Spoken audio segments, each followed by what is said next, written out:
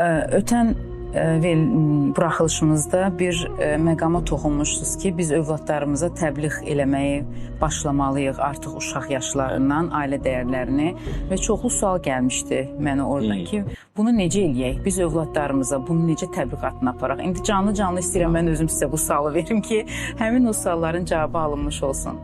Amanın günüdür, çatmadığımız şeydən danışmayın heç vaxt.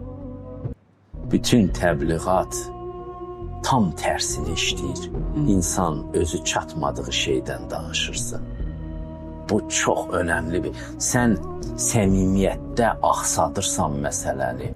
Sənin ürəyin iştirak eləmir sənin bu təbliğatında. Çənən iştirak eləyir ancaq.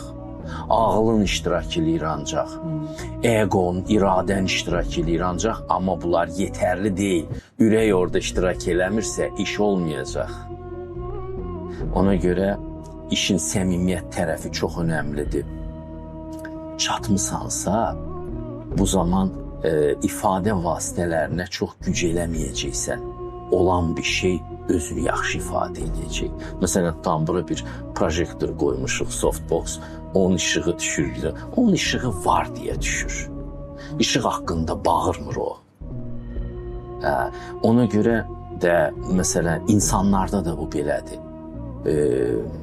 İstəyirsən ki, təsirli bir söz deyəsən, sənin sözün təsiri sənin məqamınla müəyyənləşir. Sən dağın başında durub danışırsansa, sənin səsinə bu yansıyacaq, sənin deyəcəyin sözlərə yansılayacaq və hər kəs başa düşəcək ki, sən dağın başından danışırsan. Dərənin dibində ola-ola dağın başındaymış kimi danışmaq olmaz. Neysə, bu təbliğat məsələsi də bir nömrəli odur ki, bu valideyn özü gəlsin, çatsın həqiqətə. Və sən özün həqiqətə çatmamısan, uşağa nə başa salacaqsan? Hətta sən özün həqiqətə çatsan belə, ola bilsin ki, uşaq bunu qəbul eləməsin. Qəlbinin daşlaşması səbəbindən, etdiyi egoizmdən, pis əməllər səbəbindən ola bilsin ki, Peyğəmbər belə olsan, sənin uşağın eşitməsin. Məsələn, Nuhu öz oğlu Kənanı eşitmədi. Tarixdə olur. Örnəkləri var bunun.